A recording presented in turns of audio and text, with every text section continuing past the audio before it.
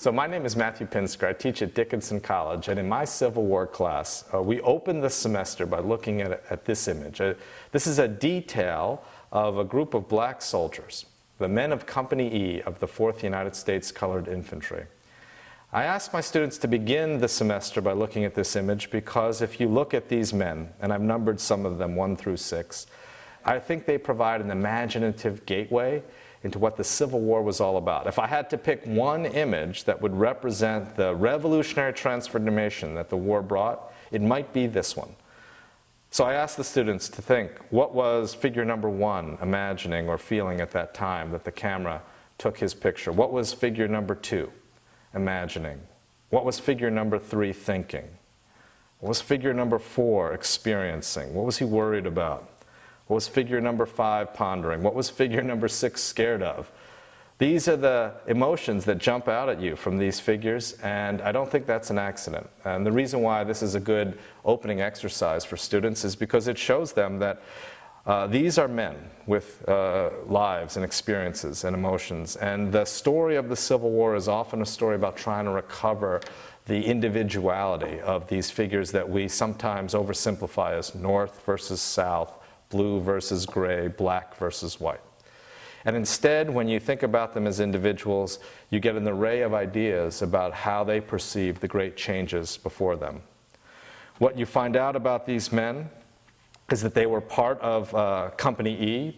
This picture was taken in front of Fort Lincoln outside the District of Columbia. There was a time when people were unsure about the dating of this image, but if you look carefully, and there have been researchers recently who have discovered that printed on the reverse of the glass negative is an entry that notes this as Company E of the 4th U.S. Colored Troops, Fort Lincoln, November 17, 1865. When you realize that this is November 17, 1865, it adds a whole other dimension to how you approach the image. These are black men who have served in the Union Army during the Civil War, a war that is now over. If any of them are scared, anxious, or thoughtful, it's not because they're worried about what might happen to them in combat, but because they're concerned about what might happen to them in freedom. What is their life going to be like now that they are citizens of the country? What does citizenship mean? Does it promote the idea of equality? There are certainly great successes they can now enjoy. One of the men, figure number 1, is wearing a wedding ring. Now, we don't know for sure, at least at this point I don't know, whether he was born free or born enslaved. I don't know his name.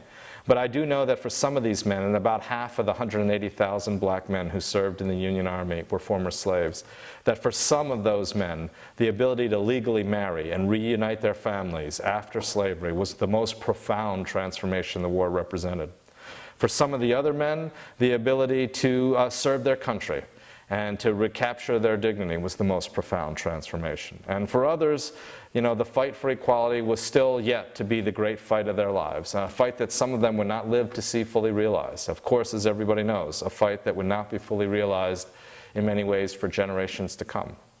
That's why this picture, I think, captures so much in such a short space, and why it represents an imaginative gateway into the central issues of the Civil War.